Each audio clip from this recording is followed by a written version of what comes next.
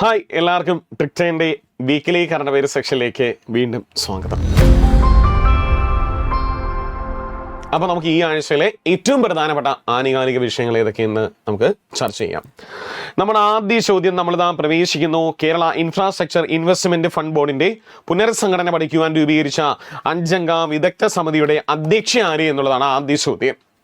അങ്ങനെ കേരള മുഖ്യമന്ത്രിയുടെ തീരുമാനപ്രകാരം Kerala infrastructure investment fund ബോർഡിന്റെ പുനർസംഘടനയെക്കുറിച്ച് പഠിക്കുവാൻ 5 അംഗ സമിതി രൂപീകരിക്കുകയും അതിലൊരു അധ്യക്ഷയെ നിയമിച്ചിരിക്കുന്നു. ആ വ്യക്തിയുടെ പേര് ഓർത്ത് വെച്ചുകൊള്ളുക, സുധാ പിള്ളയാണ്.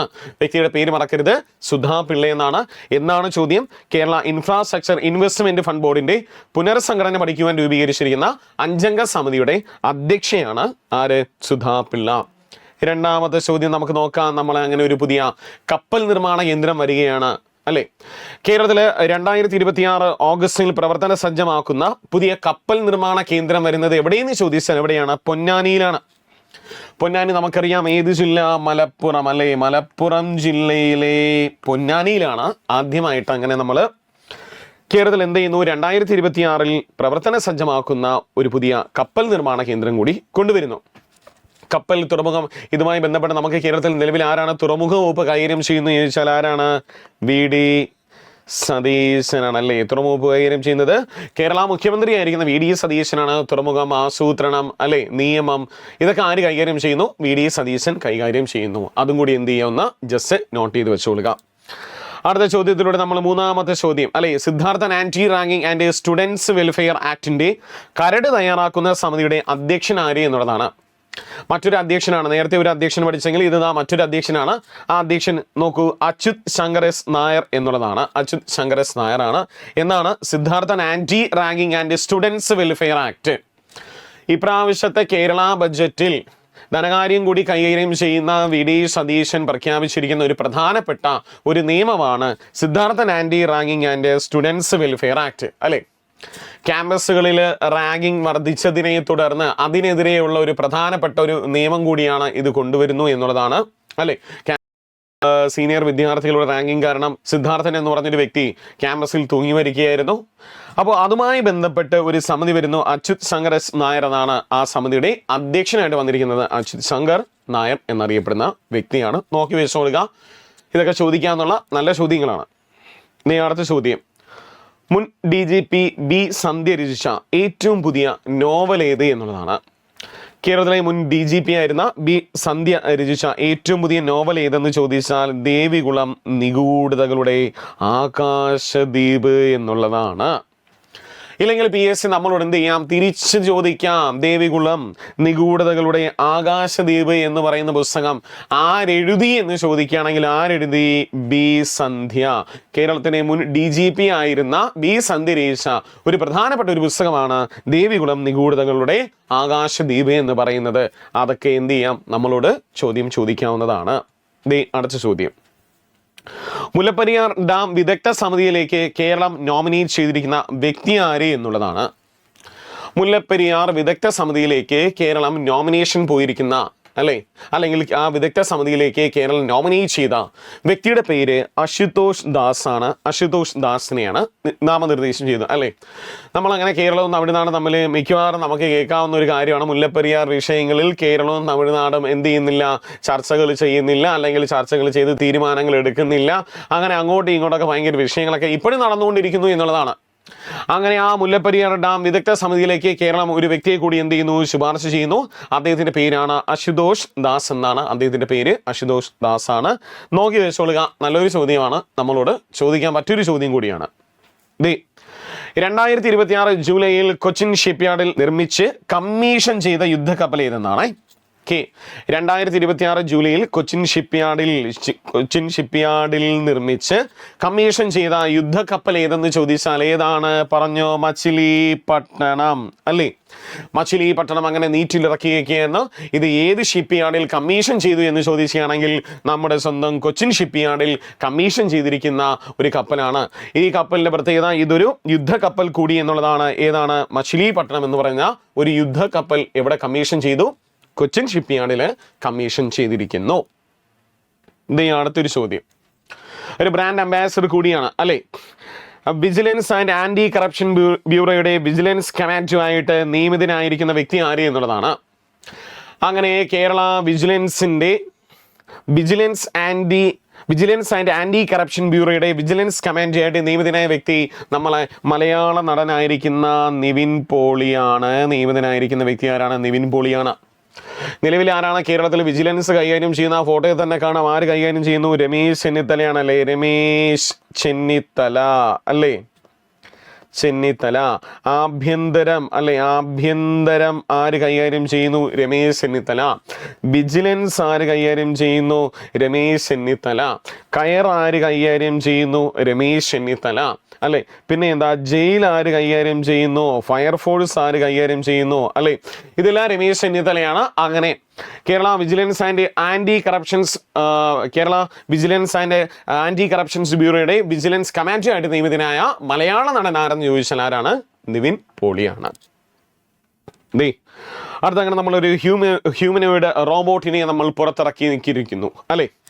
വൻകിട വ്യവസായശാലകളിൽ തൊഴിൽ പരിശീലനം ഒരുക്കുവാൻ കേരളത്തിലെ ഓട്ടോബോണിക്സ് എന്ന സ്റ്റാർട്ടപ്പ് കമ്പനി, അങ്ങനെ കേരളത്തിലെ ഓട്ടോബോണിക്സ് എന്ന് പറയുന്ന സ്റ്റാർട്ടപ്പ് കമ്പനി അടുത്തിടെ പുറത്തിറക്കിയ ഹ്യൂമനോയിഡ് റോബോട്ട്, അതിന് നൽകിയിരിക്കുന്ന പേരാണ് ബോണിക് ബോട്ടം സീരീസ് എന്നാണ്. ബോണിക് ബോട്ടം സീരീസ് ആണ്. നമുക്ക് ഈ റോബോട്ടൊക്കെ നമുക്ക് പ്രയോജനമെന്ന് വെച്ചാൽ പ്രയോജനമാണ്. പക്ഷേ എങ്കിലും ഈ സാങ്കേതിക വിദ്യയും റോബോട്ടൊക്കെ വന്നുകൊണ്ട് 1-2 തൊഴിലവസരങ്ങളൊക്കെ പലയിടങ്ങളിൽ നഷ്ടപ്പെട്ടു പോകുന്നു എന്നൊരു വാർത്ത എന്ത് ചെയ്യുന്നുണ്ട്? നമ്മൾ കേൾക്കാറുണ്ട്. അപ്പോൾ എന്നിരുന്നാലും നമ്മളോട് VS ചോദിച്ചാൽ നമ്മൾ എഴുതണം എന്നുള്ളതാണ് അല്ലെ. വൻകിട വ്യവസായശാലകളിൽ തൊഴിൽ പരിശീലനം ഒരുക്കുവാൻ കേരളത്തിലെ ഓട്ടോബോണിക്സ് എന്ന സ്റ്റാർട്ടപ്പ് അടുത്തിടെ പുറത്തിറക്കിയ ഹ്യൂമനോയിഡ് റോബോട്ടിന്റെ പേര് ചോദിക്കുകയാണെങ്കിൽ അത് ബോണിക് ബോട്ടം സീരീസ് എന്ന പേരിലാണ് അറിയപ്പെടുന്നു. അങ്ങനെ നമ്മളോട് തിരിച്ചൊരു ചോദ്യം ചോദിക്കാം. ബോണിക് ബോട്ടം സീരീസ് എന്ന് പറയുന്ന ഹ്യൂമനോയിഡ് റോബോട്ടിനെ പുറത്തിറക്കിയ കമ്പനി ഏതെന്ന് ചോദിക്കുകയാണെങ്കിൽ ഓട്ടോബോണിക്സ് എന്ന സ്റ്റാർട്ടപ്പ് കമ്പനിയാണ്. അല്ലെങ്കിൽ ആ പുറത്തിറക്കിയത് ഏത് സ്റ്റേറ്റിൽ നിന്ന് ചോദിച്ചാൽ ഏത് സ്റ്റേറ്റാണ്? കേരളം. ഏത് വഴിക്ക് വേണമെങ്കിലും PS നമ്മളോട് ചോദ്യങ്ങൾ ചോദിക്കാവുന്നതാണ്. അടുത്ത ചോദ്യം എന്താ നോക്കിക്കോ. സമുദ്രമേഖലയിലെ സുരക്ഷ ഉറപ്പാക്കുന്നതിനുള്ള ഇന്ത്യയുടെ പുതിയ പദ്ധതിയാണ്. നമുക്കറിയാം സമുദ്രമേഖലയിൽ നമുക്ക് ഒട്ടനവധി സുരക്ഷ ഉറപ്പാക്കാനായിട്ട് നമ്മൾ ഒട്ടനവധി പദ്ധതികൾ കൊണ്ടുവന്നിരിക്കുന്നു. അതോടൊപ്പം നമ്മുടെ ഈ പുതിയ പദ്ധതി ചോദിക്കുകയാണെങ്കിൽ സമുദ്ര മന്ഥൻ എന്ന് പറയുന്ന ഒരു പദ്ധതിയാണ്. സമുദ്രമന്ഥൻ പദ്ധതിയാണ്. ഈ പദ്ധതി ഏകദേശം 84,000 കോടി രൂപയുടെ ഒരു പദ്ധതിയാണ് സമുദ്രമേഖലയിൽ സുരക്ഷ ഉറപ്പാക്കാൻ അല്ലേ. ഈ ഇടയ്ക്ക് ചൈന നമ്മളോട് ഒരു വലിയൊരു വലിയൊരു വീമ്പത്തനമായിരുന്നു. നമ്മൾ ബംഗ്ലാദേശിനും പാകിസ്ഥാനൊക്കെ ജലം കൊടുത്തില്ലെങ്കിൽ ഇങ്ങ് അറ്റം വഴിയൊക്കെ ഹിമാലയത്തിൽ നിന്ന് നമുക്കിവിടെ വെള്ളം തരൂലെന്ന് പറഞ്ഞു ഉള്ള ഒരു അവസ്ഥയായിരുന്നു ചൈനയ്ക്ക് അല്ലേ.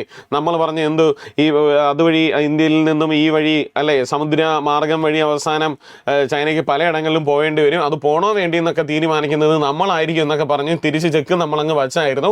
അപ്പോൾ അതുമായൊക്കെ ബന്ധപ്പെട്ട് എന്ത് ചെയ്യുന്നു? ഒരു സമുദ്ര മന്ഥൻ എന്ന് പറയുന്ന ഒരു പ്രോജക്റ്റ് നമ്മൾ കൊണ്ടുവരികയാണ്. അത് സമുദ്രമേഖലയിലെ സുരക്ഷ ഉറപ്പാക്കുന്നതിനുള്ള ഇന്ത്യയുടെ പദ്ധതിയാണ്. ഇന്ത്യയുടെ കടൽ അടിത്തട്ടിലെ ഹൈഡ്രോ കാർബൺ സാധ്യതകൾ പ്രയോജനപ്പെടുത്തി ലക്ഷ്യമിട്ടുകൊണ്ടുള്ള 84,000 കോടി രൂപയുടെ ഒരു വൻകിട പദ്ധതി എന്നൊക്കെ പറഞ്ഞിട്ടുണ്ടെങ്കിലും ഈ പദ്ധതിയുടെ പ്രധാന കാര്യങ്ങളിലൊന്ന് അത് തന്നെയാണ് എന്നുള്ളതാണ്. ചൈന കാര്യങ്ങളൊക്കെ അവർ എന്ത് ചെയ്യുന്നുണ്ട്? കൊടുക്കുന്നുണ്ട്. പക്ഷേ ഇതോടൊപ്പം നമ്മളിന്ന് ഹൈഡ്രോ കാർബൺ സാധ്യതകൾ എന്നൊക്കെ പറഞ്ഞിട്ട് എന്ത് ചെയ്യുന്നു? നമ്മൾ പദ്ധതികൾ കാര്യങ്ങൾ കൊണ്ടുവരുന്നു. ആഴക്കട മത്സ്യങ്ങളുടെ സംരക്ഷണം എന്നൊക്കെ പറഞ്ഞിട്ടാണ് നമ്മൾ കൊണ്ടുവരുന്നത്. പക്ഷേ മെയിൻ കേസ് ഇതൊക്കെയാണ് എന്നുള്ളതാണ്. വീണ്ടും ഗുജറാത്തിലെ ഖംബാത്ത് ഉൾക്കടലിൽ ഇന്ത്യ നിർമ്മിക്കാൻ ഒരുങ്ങുന്ന ഒരു അണക്കെട്ട്. ഉൾക്കടലിൽ ഇന്ത്യ ഒരു അണക്കെട്ട് നിർമ്മിക്കാൻ പോകുന്നു. ഏത് സ്റ്റേറ്റിൽ എന്ന് ചോദിച്ചാൽ ഗുജറാത്തിലാണ്. ആ ഗുജറാത്തിലെ അല്ലെ ഖംബാത്ത്. ഈ ഖംബാത്ത് എന്ന് പറയുന്നത് ഗംഭാത്ത് എന്നൊരു പക്ഷെ നമുക്ക് കാണാവുന്നതാണ്. സോ ഹിന്ദിയിലൊക്കെ ഗംഭാത്ത് നമ്മൾ പറയുമ്പോൾ ഭായും ഒക്കെ എന്ത് ചെയ്യാം, അങ്ങനെ വരാം എന്നുള്ളതാണ്. അങ്ങനെ ഉൾക്കടലിൽ ഇന്ത്യ നിർമ്മിക്കാൻ ഒരുങ്ങുന്ന അണക്കെട്ടിന്റെ പേരാണ് കൽപസർ അണക്കെട്ട്. കൽപസർ അല്ലെ അണക്കെട്ട് നമ്മൾ എവിടെ നിർമ്മിക്കുന്നു? ഗുജറാത്തിലാണ് നിർമ്മിക്കാൻ പോകുന്നു എന്നുള്ളത് എന്ത് ചെയ്യുക, ഒന്ന് നോട്ട് ചെയ്ത് വെച്ചോളുക. അടുത്ത ചോദ്യത്തിലൂടെ നമുക്ക് മെല്ലെ പ്രവേശിക്കാം. അടുത്ത ചോദ്യം എന്ന ഒരു നിയമനമാണ്. ഇന്ത്യൻ കരസേനാ മേധാവിയുടെ ആദ്യത്തെ വനിതാ ADC ആയിട്ട് നിയമിതയായ ഉദ്യോഗസ്ഥ ആര് എന്നുള്ളതാണ്. അപ്പോൾ ഇന്ത്യൻ കരസേനാ മേധാവിയുടെ ആദ്യത്തെ വനിതാ ADC ആയിട്ട് അടുത്തിടെ നിയമിതയായ ഉദ്യോഗസ്ഥ ആരെന്ന് ചോദിക്കുകയാണെങ്കിൽ ക്യാപ്റ്റൻ ശിവാനി സെഹ്റാവതാണ്. ക്യാപ്റ്റൻ ശിവാനി സെഹ്റാവതാണ് ഇന്ത്യൻ കരസേനാ മേധാവിയുടെ ആദ്യ വനിതാ ADC ആയി അടുത്തിടെ നിയമിതയായ വ്യക്തി. ആ പേരൊക്കെ ഒന്ന് നോക്കി വെച്ചോളുക. ക്യാപ്റ്റൻ ശിവാനി സെഹ്റാവതാണ്. മറ്റൊരു ഇമ്പോർട്ടൻ്റ് ഒരു ചോദ്യമാണ്. കാരണം 4-5 പേർ ഇതിൻ്റെ വകഭേദങ്ങളുമായി ബന്ധപ്പെട്ട് മരണം റിപ്പോർട്ട് ചെയ്തായിരുന്നു. 2026 ജൂലൈ ആന്ധ്രാപ്രദേശിൽ റിപ്പോർട്ട് ചെയ്ത കോവിഡ് വകഭേദം ഏത് എന്നുള്ളതാണ്. 2026 ജൂലൈ ആന്ധ്രാപ്രദേശിൽ റിപ്പോർട്ട് ചെയ്ത കോവിഡ് വകഭേദം ചോദിക്കുകയാണെങ്കിൽ ഒമിക്രോൺ R5 ആണ് കേട്ടോ. ഒന്ന് നോക്കി വെച്ചോളുക. ഒമിക്രോൺ RF5 എന്ന് പറയുന്ന കോവിഡ് വകഭേദം ഇന്ത്യയിലെ ഏത് സ്റ്റേറ്റിൽ റിപ്പോർട്ട് ചെയ്തു എന്ന് ചോദിക്കുകയാണെങ്കിൽ എവിടെയാണ്? ആന്ധ്രാപ്രദേശിലാണ് റിപ്പോർട്ട് ചെയ്തത്. ഒരു സമയം നമുക്ക് ഈ കോവിഡ് നടക്കുന്ന സമയത്തൊക്കെ നമുക്ക് ഇങ്ങനെ ഒട്ടനവധി അതിൻ്റെ വകഭേദങ്ങളൊക്കെ റിപ്പോർട്ട് ചെയ്ത് സൈറ്റൊക്കെ PSC ചോദിച്ചിട്ടുണ്ട്. അതേപോലെ നമ്മളോട് ചോദിക്കാൻ മറ്റൊരു ചോദ്യം കൂടിയാണ്. 2026 ജൂലൈ ആന്ധ്രാപ്രദേശിൽ റിപ്പോർട്ട് ചെയ്ത കോവിഡ് വകഭേദം ഏതെന്ന് ചോദിച്ചാൽ ഏതാണ്? ഒമിക്രോൺ RF5 ആണ്. അന്ന് നോക്കി വെച്ചോളുക. ഇപ്പോൾ ഏകദേശം ഒരു 6-7 പേരുടെ മരണമൊക്കെ റിപ്പോർട്ട് ചെയ്തു എന്നുള്ളതാണ് ഞാൻ കേട്ടത്. ഓക്കെ, അപ്പോൾ നമുക്ക് എന്ത് ചെയ്യാം? അടുത്ത ചോദ്യത്തിലൂടെ നമുക്ക് മെല്ലെ പ്രവേശിക്കാം. അടുത്ത ചോദ്യം ഇതാ. 2026 പുറത്തുവിട്ട നീതി ആയോഗിന്റെ ആദ്യ ഇൻവെസ്റ്റ്മെന്റ് ഫ്രണ്ട്ലിനെസ് ഇൻഡെക്സിൽ വലിയ സംസ്ഥാനങ്ങളിൽ 1ാം സ്ഥാനം നേടിയിരിക്കുന്ന സ്റ്റേറ്റ് ഏതെന്ന് ചോദിച്ചാൽ ഏതാണ്? അത് ഗുജറാത്താണ്. നോക്കി വെച്ചോളുക. അങ്ങനെ 2026 പുറത്തുവിട്ട നീതി ആയോഗിന്റെ ആദ്യ ഇൻവെസ്റ്റ്മെന്റ് ഫ്രണ്ട്ലിനെസ് ഇൻഡെക്സിൽ വലിയ സംസ്ഥാനങ്ങളിൽ 1ാം സ്ഥാനം നേടിയിരിക്കുന്ന സ്റ്റേറ്റ് ചോദിച്ചാൽ ഏതാണ്? ഗുജറാത്താണ്. 1ാം സ്ഥാനം നേടിയിരിക്കുന്ന സ്റ്റേറ്റ് ഏതാണ്? ഗുജറാത്താണ്. പഞ്ചാബ് അല്ലേ? പഞ്ചാബ് സംസ്ഥാനം ഒരു സുപ്രധാനമായിരിക്കുന്ന ഒരു പ്രോജക്റ്റ് കൊണ്ടുവരികയാണ്. 1ാം ക്ലാസ് മുതൽ 12ാം ക്ലാസ് വരെയുള്ള വിദ്യാർത്ഥികളുടെ സ്കൂൾ പാഠ്യവിഷയത്തിൽ അല്ലെ ഒരു AI പ്രധാന വിഷയമായിട്ട് കൊണ്ടുവന്നിരിക്കുന്നു. ശരി, ആ ക്വസ്റ്റ്യൻ നോക്കിയേ. സർബാത്ത് അല്ലേ? അങ്ങനെയെങ്കിൽ സർബത്ത് എന്നൊക്കെ മേടിക്കാം. ഓക്കെ, സർബാത്ത് AI പദ്ധതിയിലൂടെ സ്കൂൾ പാഠ്യപദ്ധതിയിൽ ആർട്ടിഫിഷ്യൽ ഇന്റലിജൻസ് പ്രധാന വിഷയമായി ഉൾപ്പെടുത്തിയ ആദ്യ ഇന്ത്യൻ സംസ്ഥാനം ഏതെന്ന് ചോദിച്ചു കഴിഞ്ഞാൽ അത് പഞ്ചാബാണ്. എന്നാൽ കേരളത്തിലെ ആദ്യത്തെ AI വകുപ്പ് ആര് കൈകാര്യം ചെയ്യുന്നു എന്ന് ചോദിച്ചു കഴിഞ്ഞാൽ ആരാണ്? കുഞ്ഞാലിക്കുട്ടി. അതും നോക്കി വെച്ചോളുക. ഓക്കെ, കേരള ആദ്യത്തെ AI വകുപ്പ് കൈകാര്യം ചെയ്യുന്ന മന്ത്രി ചോദിക്കുകയാണെങ്കിൽ കുഞ്ഞാലിക്കുട്ടിയാണ്. ഇവിടെ സർബാത്ത് AI പദ്ധതിയിലൂടെ സ്കൂൾ പാഠ്യപദ്ധതിയിൽ ആർട്ടിഫിഷ്യൽ ഇന്റലിജൻസ് പ്രധാന വിഷയമായി ഉൾപ്പെടുത്തിയ ഇന്ത്യയിലെ ആദ്യ സംസ്ഥാനം ഏത് എന്ന് ചോദിക്കുകയാണെങ്കിൽ ഏതാണ്? അത് ഗുജറാത്ത് അല്ല, അത് പഞ്ചാബാണ്. നോക്കി വെച്ചോളുക. ആ സ്റ്റേറ്റ് ഏതാണ്? അത് പഞ്ചാബാണ്. നോക്കി വെച്ചോളുക. ദേ പോകുന്നു. ഇനി നമ്മൾ കർണാടകയിലേക്ക് പ്രവേശിക്കുകയാണെങ്കിൽ ഇതാ നോക്കൂ. എല്ലാ ഗ്രാമപഞ്ചായത്തുകളുടെയും പേരിനൊപ്പം മഹാത്മാഗാന്ധി എന്ന് ചേർക്കാൻ നടപടി ആരംഭിച്ച ദക്ഷിണേന്ത്യൻ സ്റ്റേറ്റ് ഏതെന്നാണ്. ഓക്കെ, അങ്ങനെ എല്ലാ ഗ്രാമപഞ്ചായത്തുകളുടെ പേരിനോടൊപ്പം മഹാത്മാഗാന്ധി എന്ന് ചേർക്കാൻ നടപടി ആരംഭിച്ച ദക്ഷിണേന്ത്യൻ സ്റ്റേറ്റ് ചോദിക്കുകയാണെങ്കിൽ അത് കർണാടകയാണ്. നോക്കി വെച്ചോളുക. കർണാടകയാണ് അല്ലേ? ഫോർ എക്സാമ്പിൾ, ഉടുപ്പിയിലെ ഒരു ഗ്രാമപഞ്ചായത്ത് അല്ലെ മഹാത്മാഗാന്ധി ഗ്രാമപഞ്ചായത്തിന് എന്ത് ചെയ്യുന്നു? ഉടുപ്പിയിലെ ഫ്രണ്ടിലെ മഹാത്മാഗാന്ധി ഉടുപ്പി ഗ്രാമപഞ്ചായത്ത് എന്ന പേരൊക്കെ എന്ത് ചെയ്യാം? വരും എന്നുള്ളതാണ്. അങ്ങനെ ഒരു പദ്ധതി കൊണ്ടുവന്നിരിക്കുന്നു. എല്ലാ ഗ്രാമപഞ്ചായത്തുകളുടെയും പേരിനൊപ്പം മഹാത്മാഗാന്ധി എന്ന് ചേർക്കാൻ നടപടി ആരംഭിച്ച ദക്ഷിണേന്ത്യൻ സ്റ്റേറ്റ് എന്ന് ചോദിച്ചാൽ ഏതാണ്? അത് കർണാടകയാണ്. ഒരു പൊതുമേഖലാ കമ്പനി ഒരു പ്രോജക്റ്റ് കൊണ്ടുവരികയാണ്. ഉപഭോക്താക്കൾക്ക് സ്വിഗ്ഗി ഇൻസ്റ്റാമാർട്ട്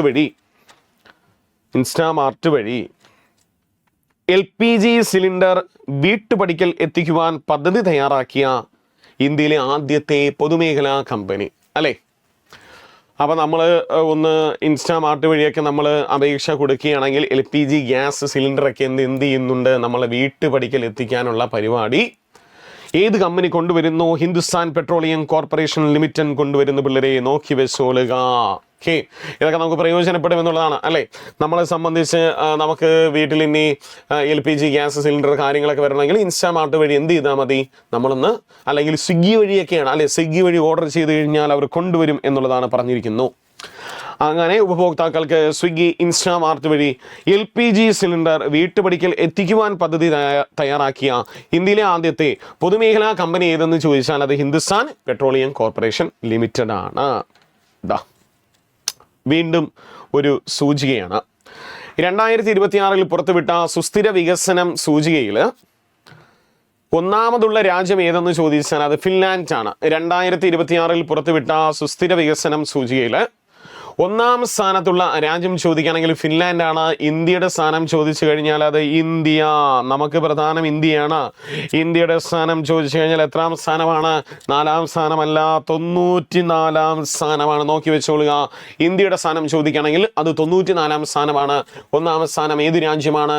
അല്ലെ, സസ്റ്റൈനബിൾ വികസന സൂചികയിൽ ഒന്നാം സ്ഥാനം ചോദിക്കുകയാണെങ്കിൽ ഏത് രാജ്യമാണ്? ഫിൻലാൻഡ്. ഇന്ത്യയുടെ സ്ഥാനം ചോദിക്കുകയാണെങ്കിൽ എത്രാം സ്ഥാനമാണ്? 94ാം സ്ഥാനമാണ്. വീണ്ടും അന്താരാഷ്ട്ര നീതിന്യായ കോടതിയിൽ നിന്നും പിന്മാറിയ രാജ്യം ഏത് എന്നുള്ളതാണ്. അല്ലേ, അന്താരാഷ്ട്ര നീതിന്യായ കോടതിയിൽ നിന്നും പിന്മാറിയ രാജ്യം ചോദിക്കുകയാണെങ്കിൽ വെനസ്വലയാണ്. വെനസ്വലെ എന്ത് ചെയ്യുന്നു? അന്താരാഷ്ട്ര നീതിന്യായ കോടതിയിൽ നിന്നും പിന്മാറി. അല്ലേ, അതിനു മുമ്പേ വേൾഡ് ഹെൽത്ത് ഓർഗനൈസേഷനിൽ നിന്നും അർജന്റീന പിന്മാറിയിരുന്നു, അമേരിക്ക പിന്മാറിയിരുന്നു. എന്തൊക്കെയോ സംഭവിക്കാൻ പോകുന്നു. ഇനിതാ നോക്കൂ, വെനസ്വല എന്ത് ചെയ്യുന്നു? അന്താരാഷ്ട്ര നീതിന്യായ കോടതിയിൽ നിന്നൊക്കെ പിന്മാറുന്നതാണ്. അല്ലെ, വെനസ്വലയിൽ അവിടെ ഭൂകമ്പവും കാര്യങ്ങളും അല്ലേ, പ്രസിഡന്റിനെയൊക്കെ തൂക്കിക്കൊണ്ടുപോയിരിക്കുകയാണ്. അപ്പോൾ സ്വാഭാവികമായിട്ടും അവർക്ക് നിയമങ്ങൾ കാര്യങ്ങൾ കിട്ടിയില്ലെങ്കിൽ എന്ത് ചെയ്യും? അന്താരാഷ്ട്ര നീതിന്യായ കോടതിയിൽ നിന്നും ആര് പിന്മാറുന്നു? വെനസ്വലെ പിന്മാറുന്നു. നോക്കി വെച്ചോളുക. 2026 ജൂലൈയിൽ നൗൾ ചുഴലിക്കാറ്റ് വീശിയ രാജ്യം. അല്ലേ, നൗൾ ചുഴലിക്കാറ്റ് വീശിയ രാജ്യം ചോദിച്ചു കഴിഞ്ഞാൽ എവിടെയാണ്? അത് ചൈനയിലാണ് പിള്ളേരെ. അല്ലെ, ചൈനയിൽ ഇപ്പം അല്ലെ നമുക്ക് വെള്ളം തരില്ല എന്ന് പറഞ്ഞ ചൈനയ്ക്ക് അത് മാത്രമേ ഓർമ്മയുള്ളൂ എന്നുള്ളതാണ് വലിയൊരു സത്യം. ഇപ്പോൾ ഫുള്ള് ചൈന വെള്ളത്തിനകത്താണ്. അല്ലെ, അതാ അങ്ങനെ നൗൾ ചുഴലിക്കാറ്റ് വീശിയിരിക്കുന്ന രാജ്യം ചൈനയാണ്. പക്ഷേ ഇതിനിടയിൽ എന്ത് ചെയ്യുന്നു? അപ്പുറത്ത് ജപ്പാനിൽ ഭൂകമ്പം നടന്നിരിക്കുന്നു എന്നുള്ളതാണ്. അല്ലെ, 2026 ജൂലൈയിൽ 7.1 തീവ്രത രേഖപ്പെടുത്തിയ ഭൂകമ്പം ഉണ്ടായ രാജ്യം ചോദിക്കുകയാണെങ്കിൽ ഇവിടെയാണ്, ജപ്പാനിലാണ്. അല്ലെ, ഇപ്രാവശ്യം ഒട്ടനവധി രാജ്യങ്ങൾക്ക് ഭൂകമ്പവും ചുഴലിക്കാറ്റും ഒക്കെയാണ് നടന്നിരിക്കുന്നു എന്നുള്ളതാണ് മറ്റൊരു സത്യം. അപ്പോൾ 2026 ജൂലൈയിൽ നൗൾ ചുഴലിക്കാറ്റ് വീശിയത് എവിടെയെന്ന് ചോദിച്ചാൽ ചുഴലിക്കാറ്റാണ്, അത് ചൈനയിലാണ്. എന്നാൽ 7.1 തീവ്രത രേഖപ്പെടുത്തിയ ഭൂകമ്പം ഉണ്ടായിരിക്കുന്ന രാജ്യം ചോദിച്ചു കഴിഞ്ഞാൽ അത് ജപ്പാനാണ്. മാറരുത്. ഇതാ പോകുന്നു. 2026 ജൂലൈയിൽ യുനെസ്കോയുടെ ലോക പൈതൃക പട്ടികയിൽ ഉൾപ്പെടുത്തിയ ഗ്രീസിലെ പർവ്വതമേത് എന്നുള്ളതാണ്. അല്ലേ, അങ്ങനെ ഗ്രീസിലെ ഒരു പ്രധാനപ്പെട്ട പർവ്വതം യുനെസ്കോയുടെ ലോക പൈതൃക പട്ടികയിൽ ഉൾപ്പെടുത്തിയിരിക്കുന്നു. ആ ഗ്രീസിലെ പ്രധാനപ്പെട്ട പർവ്വതത്തിന്റെ പേരാണ് മൗണ്ട് ഒളിമ്പിക്സ്. അല്ലേ, അതേപോലെ നമ്മൾ മുന്നേയുള്ള ക്ലാസ്സിൽ പഠിച്ചായിരുന്നു 2026 കേന്ദ്ര സർക്കാർ യുനെസ്കോയുടെ ലോക പൈതൃക പട്ടികയിൽ ഉൾപ്പെടുത്തുവാൻ കേരളത്തിൽ നിന്നും ഒരു പ്രദേശത്ത് വീണ്ടും നാമനിർദ്ദേശം നൽകി. ആ പ്രദേശത്തിന്റെ പേരാണ് കുട്ടനാട്. അല്ലേ, യുനെസ്കോ പൈതൃക പട്ടികയിൽ ഉൾപ്പെടുത്തുവാൻ കേന്ദ്ര സർക്കാർ അല്ലെ നാമനിർദ്ദേശം നൽകിയിരിക്കുന്ന കേരളത്തിൽ ഒരു പ്രധാനപ്പെട്ട പ്രദേശം ചോദിക്കുകയാണെങ്കിൽ കുട്ടനാടാണ്. കുട്ടനാടിനെ കുറിച്ചൊക്കെ നമ്മൾ മുന്നേ പഠിച്ചിട്ടുണ്ടായിരുന്നു. കേരളത്തിൽ ആദ്യമായിട്ട് SIR നടപ്പിലാക്കി, അല്ലെ, സ്പെഷ്യൽ ഇന്റൻസീവ് റിവിഷൻ നടപ്പിലാക്കിയിരിക്കുന്ന കേരളത്തിലെ ആദ്യ നിയമസഭാ മണ്ഡലം ഏതെന്ന് ചോദിച്ചാൽ അത് കുട്ടനാട്. അല്ലെ, ആ കുട്ടനാടൊക്കെ യുനെസ്കോയുടെ ലോക പൈതൃക പട്ടികയിൽ വരുമ്പോഴെങ്കിലും നമ്മളൊന്ന് പോയി കുട്ടനാടൊക്കെ ഒന്ന് കാണുക എന്നുള്ളതാണ്. കായികവുമായി ബന്ധപ്പെട്ട് അങ്ങനെ ഗ്രീക്ക് ഫുട്ബോൾ ക്ലബ്ബായിരിക്കുന്ന AEK ആഥൻസിന് വേണ്ടി കളിക്കുന്ന ഇന്ത്യൻ വനിതാ താരം ആര് എന്നുള്ളതാണ്. അല്ലെ, ഗ്രീക്ക് ഫുട്ബോൾ ഒരു ഇന്ത്യൻ വനിതാ താരം. അല്ലെ, ഇത് ഗ്രീക്ക് ഫുട്ബോൾ എന്ന് പറയുന്ന ഒരു ടീമിന് വേണ്ടിയിട്ട് കളിക്കാൻ പോകുന്നു. ആ വനിതാ ഫുട്ബോൾ കായിക താരത്തിന്റെ പേരാണ് മനീഷ കല്യാൺ. അല്ലെ, മനീഷ കല്യാൺ ഏത് കായികവുമായി ബന്ധപ്പെട്ടിരിക്കുന്നു എന്നൊരു ചോദ്യം വരാം. മനീഷ കല്യാൺ ഏത് കായികവുമായി ബന്ധപ്പെട്ടിരിക്കുന്നു?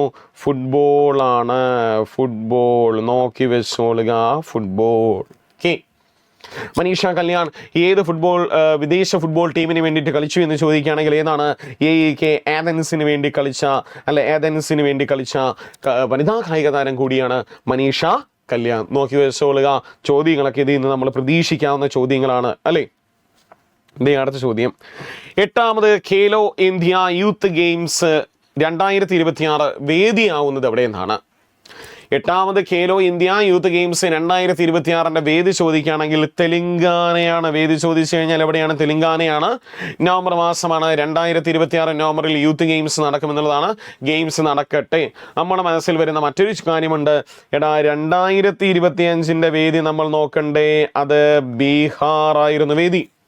2025 വേദി ചോദിക്കുകയാണെങ്കിൽ ബീഹാർ ആയിരുന്നു.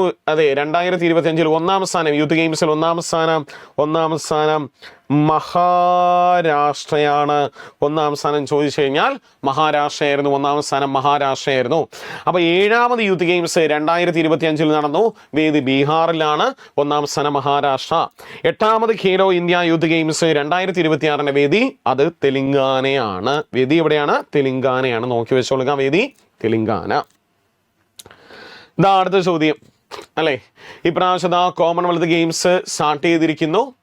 പൂർണ്ണമായിട്ട് ഗെയിംസ് തുടങ്ങി തീരുന്നതിന് ശേഷം നമുക്ക് കോമൺവെൽത്ത് ഗെയിംസിന്റെ ഒരു പ്രധാനപ്പെട്ട കാര്യങ്ങൾ നമുക്ക് എന്ത് ചെയ്യാം, ചർച്ച ചെയ്യാവുന്നതാണ്. കോമൺവെൽത്ത് ഗെയിംസിന്റെ വേദിയൊക്കെ നമ്മൾ മുന്നേ ചർച്ച ചെയ്തതാണ്. 2026 കോമൺവെൽത്ത് ഗെയിംസിന്റെ വേദി ചോദിക്കുകയാണെങ്കിൽ അത് സ്കോട്ട്ലാൻഡിലെ ഗ്ലാസ്ഗോ ആണ് എന്ന് നമ്മൾ പഠിച്ചു. അങ്ങനെ 2026 ഗ്ലാസ്ഗോ കോമൺവെൽത്ത് ഗെയിംസിൽ മെഡൽ നേടിയ മലയാളി ആരെന്ന് ചോദിക്കുകയാണെങ്കിൽ മെഡൽ നേടിയ മലയാളി മെഡൽ നേടിയിരിക്കുന്നു അല്ലെ. ആദ്യ മെഡൽ നേടിയിരിക്കുന്നു മലയാളി മുഹമ്മദ് ബാസിൽ. 26 കോമൺവെൽത്ത് ഗെയിംസിലാണ്. 26 കോമൺവെൽത്ത് ഗെയിംസിൽ മുഹമ്മദ് ബാസിൽ മെഡൽ നേടിയിരിക്കുന്നു. പാരാ ഗെയിംസിൽ അദ്ദേഹം എന്താ നോക്കിയോ, 100 മീറ്റർ T47 വിഭാഗക്കാരുടെ മത്സരത്തിൽ 100 മീറ്റർ ഓടി അദ്ദേഹം 10.8 സെക്കൻഡിലോടി അദ്ദേഹം നമുക്ക് വേണ്ടി വെള്ളി മെഡൽ നേടി. പിള്ളേരെ പഠിച്ചു വെച്ചോ, വ്യക്തിയുടെ പേരൊന്ന് നോക്കി വെച്ചോ. മുഹമ്മദ് ബാസിലാണ്. മുഹമ്മദ് ബാസിൽ പാര അത്ലറ്റ് ആണ്. ഇപ്രാവശ്യം ഒരുപക്ഷെ ഇവർക്കൊക്കെ അർജുന അവാർഡൊക്കെ കൊടുക്കുക എന്നുള്ളതാണ്. അതുകൊണ്ടൊക്കെ നോക്കി വെച്ചോളുക. മുഹമ്മദ് ബാസിൽ 2026 ഗ്ലാസ്ഗോ കോമൺവെൽത്ത് ഗെയിംസിൽ മെഡൽ നേടിയ മലയാളി ആര് എന്ന് ചോദിക്കുകയാണെങ്കിൽ മുഹമ്മദ് ബാസിലാണ്. അദ്ദേഹം ഒരു പാര അത്ലറ്റ് ആണ്. 100 മീറ്റർ ഓട്ടത്തിൽ 10.83 സെക്കൻഡ് ഫിനിഷ് ചെയ്ത് അദ്ദേഹം എന്ത് മെഡൽ നേടി? വെള്ളി മെഡൽ നേടി അല്ലേ. അതേ കോമൺവെൽത്ത് ഗെയിംസിൽ ദാ നോക്കിക്കോ, ഗെയിംസിൽ പുരുഷ വിഭാഗം ലോങ് ജമ്പിലാണ്. ലോങ് ജമ്പിൽ വെള്ളി മെഡൽ ലഭിച്ച മലയാളി താരം ആര് എന്നുള്ളതാണ്. ലോങ് ജമ്പിൽ വെള്ളി മെഡൽ ലഭിച്ച മലയാളി താരം ആരെന്ന് ചോദിച്ചാൽ എം ശ്രീശങ്കർ ആണ്. എം ശ്രീശങ്കർ അല്ലേ. നമുക്കറിയാം കഴിഞ്ഞ പ്രാവശ്യം നടന്ന ഒളിമ്പിക്സിൽ എം ശ്രീശങ്കർ നമ്മൾ പ്രതീക്ഷിച്ച ഒരു മെഡൽ ജേതാവായിരുന്നു. പക്ഷേ പരിക്കുകൾ കാരണം അദ്ദേഹത്തിന് എന്ത് ചെയ്യാൻ പറ്റിയില്ല, പോയി മത്സരിക്കാൻ പറ്റിയില്ല. പക്ഷേ അദ്ദേഹം കോമൺവെൽത്ത് ഗെയിംസിൽ ഏഷ്യൻ ഗെയിംസിൽ മത്സരിക്കുമെന്ന് നമുക്ക് നന്നായിട്ട് അറിയായിരുന്നു. അങ്ങനത്തെ കോമൺവെൽത്ത് ഗെയിംസിൽ പുരുഷ വിഭാഗം ലോങ് ജമ്പിൽ വെള്ളി മെഡൽ നേടിയ മലയാളി കായിക താരമെന്ന് ചോദിച്ചാൽ എം ശ്രീശങ്കർ ആണ്. എം ശ്രീശങ്കർ എന്ത് ചെയ്യുന്നു? വെള്ളി മെഡൽ നേടിയിരിക്കുന്നു. എം ശ്രീശങ്കർ ഏത് കായികവുമായി ബന്ധപ്പെട്ടിരിക്കുന്നു എന്ന് ചോദിച്ചാൽ ഏതാണ്? ലോങ് ജമ്പ് ആണ്. അതും എന്ത് ചെയ്യുക, ഒന്ന് നോട്ട് ചെയ്യുക. യെസ്, ഇപ്രാവശ്യത്തെ കോമൺവെൽത്ത് ഗെയിംസിൽ നമ്മുടെ ആദ്യ സ്വർണ്ണ മെഡൽ ജേതാവും കൂടിയാണ് നമ്മുടെ മീരാഭായി ചാനു അല്ലേ. 2026 കോമൺവെൽത്ത് ഗെയിംസിൽ ഇന്ത്യയുടെ ആദ്യ സ്വർണ്ണ മെഡൽ നേടിയിരിക്കുന്ന വ്യക്തി ആരാണ്? മീരാഭായി ചാനു ആണ്. മീരാഭായി ചാനു ഏതാണ് കായികം? വെയിറ്റ് ലിഫ്റ്റിംഗ് ആണ്. ഭാരത് ദോഹനമാണ്. വെയിറ്റ് ലിഫ്റ്റിംഗ് ആണ് മീരാഭായി ചാനു. 2026 കോമൺവെൽത്ത് ഗെയിംസിൽ ഇന്ത്യയുടെ ആദ്യ സ്വർണ്ണ മെഡൽ ജേതാവ് ആരെന്ന് ചോദിച്ചാൽ ആരാണ്? തിരിഞ്ഞു പിരിഞ്ഞു നോക്കണ്ട, നമ്മുടെ മീരാഭായി ചാനു ആണ്. കോമൺവെൽത്ത് ഗെയിംസിൽ മീരാഭായി ചാനുവിന് സ്വർണ്ണം ലഭിച്ചിരിക്കുന്നു. കോമൺവെൽത്ത് ഗെയിംസിൽ 2026 കോമൺവെൽത്ത് ഗെയിംസിൽ സ്വർണ്ണ മെഡൽ നേടുന്ന ആദ്യ ഇന്ത്യൻ കായിക താരം ആരെന്ന് ചോദിച്ചാൽ അത് മീരാഭായി ചാനു ആണ്. ഇനി അതോടൊപ്പം നമ്മൾ 2 പേരെ കൂടി നമ്മളിവിടെ നോക്കി വെച്ചോളുക. കോമൺവെൽത്ത് ഗെയിംസിൽ ഇന്ത്യക്കായി ജാവലിൻ ത്രോയിൽ വെള്ളി മെഡൽ നേടിയ താരം നീരജ് ചോപ്രയാണ്. നീരജ് ചോപ്ര 85.83 മീറ്റർ എറിഞ്ഞ് നീരജ് ചോപ്ര വെള്ളി മെഡൽ നേടി, സിൽവർ നേടി. അതേ ഇവന്റിൽ ബ്രോൺസ് നേടിയിരിക്കുകയാണ് യശ്വീർ സിംഗ് അല്ലേ. അപ്പൊ കോമൺവെൽത്ത് ഗെയിംസിൽ നമുക്ക് ഇരട്ടി മധുരം നൽകിയിരിക്കുന്നു 2 പേർ. അതിലൊരു വ്യക്തി നീരജ് ചോപ്ര, മറ്റൊരു വ്യക്തി യശ്വീർ സിംഗ് ആണ്. ഏതാണ് ഇവന്റെന്ന് ചോദിക്കുകയാണെങ്കിൽ അത് ജാവലിൻ ത്രോയിലാണ് അല്ലേ. നമുക്ക് സ്വർണം ലഭിക്കുമെന്ന് നമ്മൾ പ്രതീക്ഷിച്ചിരുന്നു. പക്ഷേ ഈ പ്രാവശ്യം സ്വർണം കൊണ്ടുപോയത് ശ്രീലങ്കക്കാരനായിരിക്കുന്ന അല്ലേ റുമേഷ് തരംഗ പതിരകെ എന്ന് പറഞ്ഞൊരു വ്യക്തിയാണ് സ്വർണം കൊണ്ടുപോയിരിക്കുന്നത്. അദ്ദേഹമാണ് സ്വർണം കൊണ്ടുപോയിരിക്കുന്നു അല്ലെ. 89.75 മീറ്റർ ദൂരമാണ് അദ്ദേഹം എറിഞ്ഞത്. 89.75 മീറ്റർ എറിഞ്ഞാണ് അദ്ദേഹം സ്വർണം സ്വന്തമാക്കിയിരിക്കുന്നു. ഏത് രാജ്യക്കാരനാണ്? ആ പേര് കേൾക്കുമ്പോൾ തന്നെ റുമേഷ് അല്ലെ, റുമേഷ് തരംഗ പതിരകെ എന്നൊക്കെ കേൾക്കുമ്പോൾ നമ്മൾ മനസ്സിലാക്കാൻ കഴിയും അദ്ദേഹം ഏത് രാജ്യം? ശ്രീലങ്ക. അദ്ദേഹത്തിന്റെ രാജ്യം ചോദിക്കണമെങ്കിൽ ഏതാണ്? ശ്രീലങ്കക്കാരനാണ് അദ്ദേഹം. അദ്ദേഹത്തിനാണ് 2026 കോമൺവെൽത്ത് ഗെയിംസിൽ ജാവലിൻ ത്രോയിൽ സ്വർണം നേടിയ താരം.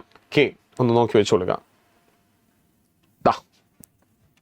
2026 ബ്രിട്ടീഷ് ഗ്രാൻഡ് പ്രിക്സ് കിരീടം നേടിയത് ആര് എന്ന് ചോദിച്ചു കഴിഞ്ഞാൽ അദ്ദേഹത്തിന്റെ പേര് ചാൾസ് ലേ ക്ലർക്കാണ്. അല്ലെ, ബ്രിട്ടീഷ് ഗ്രാൻഡ് പ്രിക്സ് കിരീടം കാറോട്ട മത്സരമാണ് കേട്ടോ. കാറോട്ട മത്സരം കണ്ടിട്ടില്ലേ എന്നൊക്കെ പറഞ്ഞിരുന്നു. അതാണ്. അതിൽ ആര് കിരീടം നേടിയെന്ന് ചോദിച്ചാൽ ചാൾസ് ലേ ക്ലർക്കാണ്. നോക്കി വെച്ചോളുക. ഇനി മറ്റൊരു പ്രധാനപ്പെട്ട കായിക വാർത്തയാണ്. ലോക ജൂനിയർ സ്ക്വാഷ് ചാമ്പ്യൻ ആകുന്ന ആദ്യ ഇന്ത്യക്കാരി. ലോക ജൂനിയർ സ്ക്വാഷ് ചാമ്പ്യൻ ആകുന്ന, സ്ക്വാഷ് ഗെയിംസ് അറിയാമല്ലോ, ഒരു മലയാളിയുടെ പേര് ഞാൻ പറയാം. സ്ക്വാഷിൽ ഏറ്റവും പ്രിയപ്പെട്ട നമ്മുടെ മലയാളി ദീപിക പള്ളിക്കലാണ്. കോട്ടയം ജില്ലാ സ്വദേശിയായിരിക്കും ദീപിക പള്ളിക്കൽ.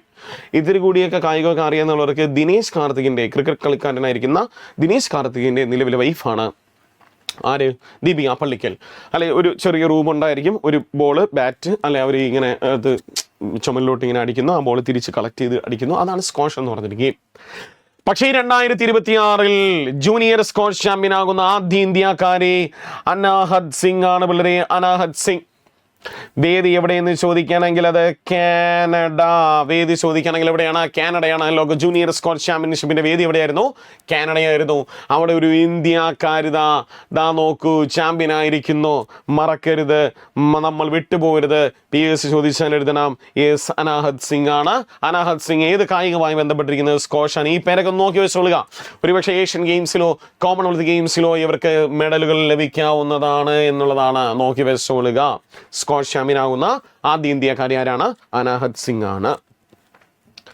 അപ്പൊ ഇതുവരെ പറഞ്ഞിരിക്കുന്ന കാര്യങ്ങളെല്ലാം ഏകദേശം നിങ്ങൾക്ക് ക്ലിയർ ആണെന്ന് പ്രതീക്ഷിക്കുന്നു. അങ്ങനെ നമ്മൾ അവസാന ചോദ്യത്തിലൂടെ വന്നിരിക്കുന്നു. 2026 ഒക്ടോബർ 3 ഇന്ത്യൻ ദേശീയ ഫുട്ബോൾ ടീമും ലോക ചാമ്പ്യന്മാരായിരിക്കുന്ന ബ്രസീലും തമ്മിലുള്ള ചരിത്രപരമായിരിക്കുന്ന സൗഹൃദ മത്സരത്തിന് വേദിയാവുന്നത് എവിടെയെന്നാണ്? അല്ലെ, നമ്മൾ 112, 105, 108 ഇങ്ങനെയൊക്കെയാണ് നമ്മൾ മാറി നിൽക്കുന്നു എന്നുള്ളതാണ്. പക്ഷെ അത് പോരാ.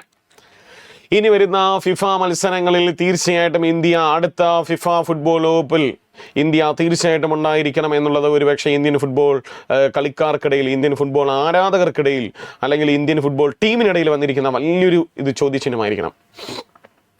അങ്ങനെ ഇന്ത്യയും നോക്കിയോ പിള്ളേരെ, ബ്രസീലും തമ്മിൽ എന്ത് ചെയ്യുന്നു? ഒരു സൗഹൃദ മത്സരത്തിന് തയ്യാറെടുക്കാൻ പോവുകയാണ്. അത് എവിടെയെന്ന് ചോദിക്കുകയാണെങ്കിൽ അത് സാൾട്ട് ലേക്ക് സ്റ്റേഡിയം, കൊൽക്കത്ത. അല്ലേ, ഇന്ത്യയിലെ പ്രസിദ്ധമായിരിക്കുന്ന കൊൽക്കത്ത സാൾട്ട് ലേക്ക് സ്റ്റേഡിയത്തിൽ ആരൊക്കെയാണ് ഇന്ത്യയും ബ്രസീലും തമ്മിൽ ഒരു സൗഹൃദ മത്സരത്തിന് വേദിയാകുന്നു? നിലവിൽ ഇന്ത്യൻ ഫുട്ബോൾ ടീം ക്യാപ്റ്റൻ ആരെന്ന് ചോദിക്കുകയാണെങ്കിൽ ഗുർപ്രീത് സിംഗ് സന്ധു ആണ്. ഗോൾ കീപ്പറാണ് ഗുർപ്രീത് സിംഗ് സന്ധു. നോക്കി വെച്ചോളുക. അങ്ങനെ ഇന്ത്യയും ബ്രസീലും തമ്മിൽ ഒരു സൗഹൃദ ഫുട്ബോൾ മാച്ചിന് വേദിയാകാൻ പോവുകയാണ്. നോക്കി വെച്ചോളുക. വേദിയാകട്ടെ, ഇന്ത്യ ജയിക്കട്ടെ എന്നുള്ളതാണ്. നമ്മൾ അതിനുശേഷം നമ്മൾ ഫുട്ബോളിൽ ലോകകപ്പിലൊക്കെ കളിക്കട്ടെ എന്നുള്ളതാണ്. അല്ലെ, ലോകകപ്പ്, ഒളിമ്പിക്സ് ഇതൊക്കെ നമ്മൾ പാർട്ടിസിപ്പേറ്റ് ചെയ്ത് നമ്മൾ മെഡലുകൾ നേടട്ടെ. അപ്പോൾ ഇതുവരെ പറഞ്ഞിരിക്കുന്ന കാര്യങ്ങളെല്ലാം ഏകദേശം ഓക്കെയാണെന്ന് പ്രതീക്ഷിക്കുന്നു. ഒന്നുകൂടി ഒന്ന് റിവൈസ് ചെയ്യുക. നോട്ട് കാര്യങ്ങളെല്ലാം നമ്മുടെ ട്രിക്ടൈൻ ടെലഗ്രാം ചാനലിൽ നൽകുന്നതായിരിക്കും. മറ്റൊരു വീഡിയോ ആയിട്ട് നമുക്ക് വീണ്ടും ഉടൻ കാണാം. അപ്പോൾ എല്ലാവർക്കും all the best. Thank you.